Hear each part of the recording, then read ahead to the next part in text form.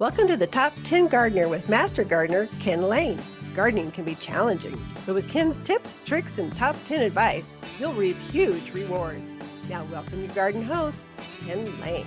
And welcome to this week's edition of The Mountain Gardener. Your host, Ken Lain, here every week talking about the landscapes of northern Arizona. And really, this is the month when planting season is in full swing. You should be thinking you can start trees and shrubs. I mean, this is the time to plant lilacs. This is the time to put a spruce or a pine tree in, and it takes advantage of all the weather we had. We had a midweek little storm, but moisture. This is setting up the stage for a really good wildflower season. So they love this. Every couple of weeks, a little bit of moisture coming through. Oh, wildflowers are set up perfectly. Last year, we had nothing but, I don't know if you remember, 2000, when was that? Last year was just rainy and snowy through May, really. It wasn't ideal. This is much warmer. In between the storms, it's much warmer, brighter, sunnier. And so this is what really sets the stage for a beautiful wildflower season, beautiful, showy, blooming shrubs like forsythia, lilacs, quince, your trees like redbuds, crabapples, serviceberries. They love this. And so it's good. You can put new plants in now. Things to watch for. So where rookies get confused, they're thinking just summer plants. They just remember planting with their grandmother and all they did was tomatoes and they did them in the summer. Well, this is not summer. This is still wintry, very early spring. And so you need plants that can take warm days, cold nights, a storm system every once in a while, frosty. There's plants that love that. Pansies are a great example.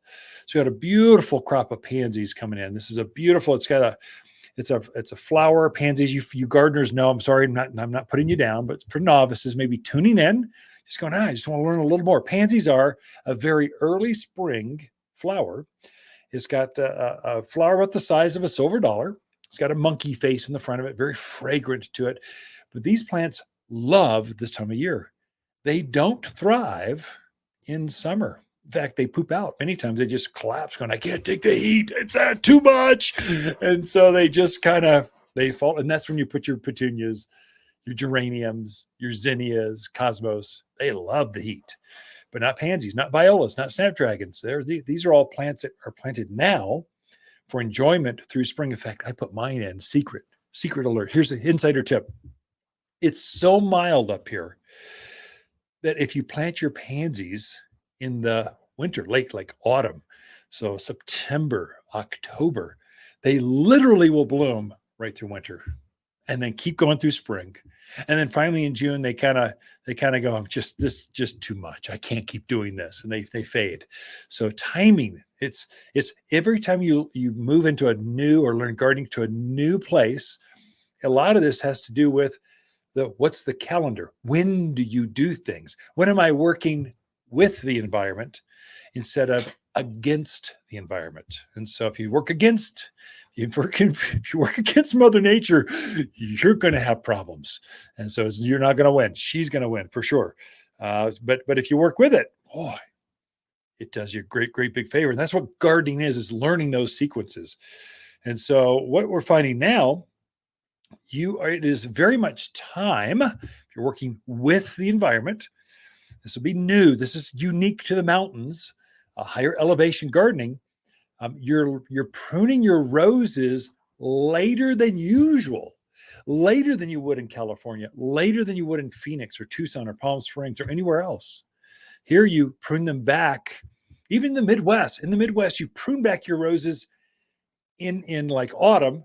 You put some field fence around it, and you put a whole bunch of dead leaves on top of that just to insulate your roses. So you're cutting them back real hard just so they're smaller so you can insulate them easier. In Phoenix, in the deserts, the warmer zone, there you're cutting them back in like November, December, because they're going to start growing in January. I mean, it's just the season is so soon. Here, roses are not going to start growing until March. And so March is our best time to prune roses. You'll be tempted to do it earlier, but our thinking is you keep all that structure of the rose up intact, or protecting, insulating the core or the heart of that rose cane where the grafts are. And so we're so mild that just by pruning it a little later, keeping the structure of those canes up, protecting that heart of the plant, that is enough to keep the plant alive. So we don't insulate them like you would in the Midwest. Of course, we don't get down to, what are you folks are crazy, minus 20 degrees. You got to be nuts. No one lives there. I guess they do, but they keep coming down to here. And so because it's so mild, here we might get down into maybe single digits. In fact, I just looked at my algorithm. I've got a smart weather system. It tells me how much rain. We had 2.08 inches at our house in our yard in February. The lowest temperature recorded 17. The highest was 64. I mean, come on, that's February. And so that's normal for us. We just don't see that sub-zero stuff that stays down there. So we wait to prune our roses until March. We cut them back. If you look at them closely, they're already starting to grow. So in fact, some of you at the little bit lower elevations, that east facing, Jerome, Camp Verde, you folks, you probably already have your roses growing. They probably popped 10 days ago. And so over here on this side of the hill where it's a little more shaded, a little bit colder, maybe a couple of feet higher, but same zone, they're starting to grow too. It's okay to prune roses while they're growing. In fact, they prefer that. And so you get your best flowers on new canes on roses.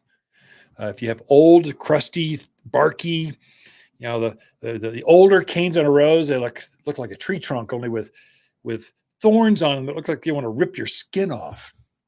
That's not good. They'll have smaller and less flowers. So if you have vibrant new canes, green new canes, that's where your biggest. If you're going to enter a flower into the fair for the fragrance, you're going to encourage it to grow a flower and enter that flower on new growth because it'll be bigger, better, fragrant. And trust me, prune in March. Here in the Central Highlands, the central part of Arizona, you'll have a better rose. You'll have an easier life, and you're not working against nature. You'll be working with nature. The other one to mention too, I've had quite a few folks mention hedges, from red tip photinias to euonymus to what else? Cotoneasters, junipers, all these hedgerows. Now is your time. So you could prune them back earlier, and they wouldn't care. But you would. So many of these big hedges, once you cut them back, they have these big old barky stems to them. So they look butchered. You got to prune them back hard. Butterfly bush, you got to prune that thing back hard to get it to regrow again.